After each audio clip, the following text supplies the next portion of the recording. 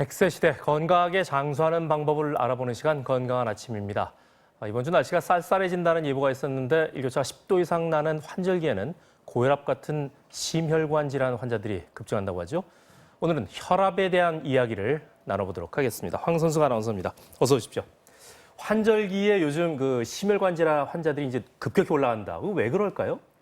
혈압은 계절의 영향을 받습니다. 급격한 날씨 변화가 오면 우리 몸은 분주해지는데요. 차가운 날씨에 노출되면 우리 몸은 체온을 유지하기 위해서 혈관을 수축시키고요.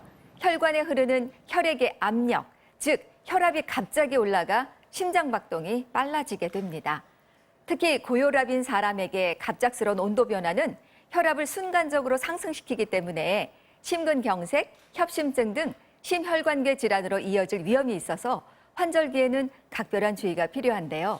가정의학과 전문의 오윤환 교수의 설명 들어보시겠습니다.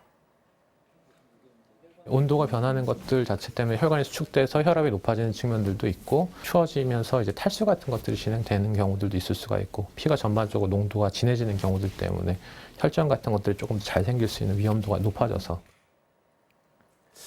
그런데 혈압하면 고혈압 말고도 저혈압도 있는데 저혈압은 괜찮나요? 저혈압은 환절기에 큰 영향을 받지 않습니다.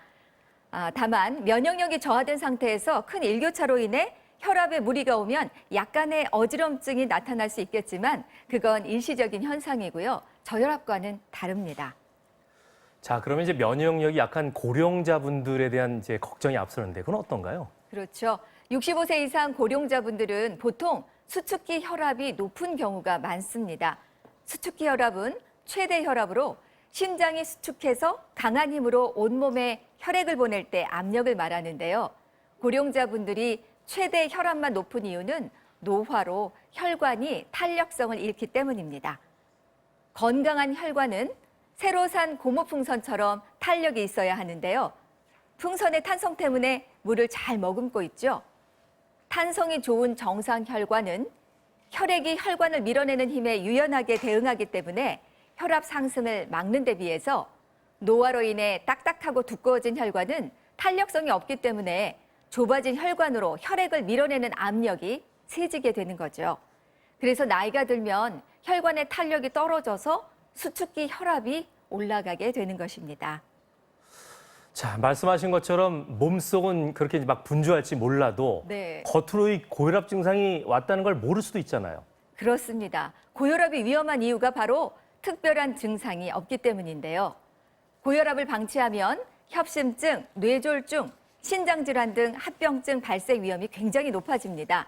그래서 고혈압 진단을 받았다면 이상 증상이 없더라도 반드시 치료가 필요한 것이죠. 하지만 고혈압을 알 수 있는 뚜렷한 증상이 없기 때문에 주기적으로 혈압을 재는 것이 필요합니다.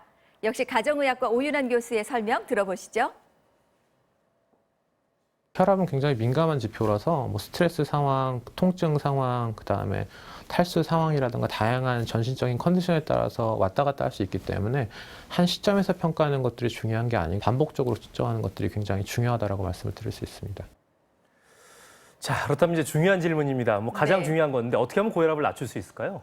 작은 습관으로도 도움이 됩니다.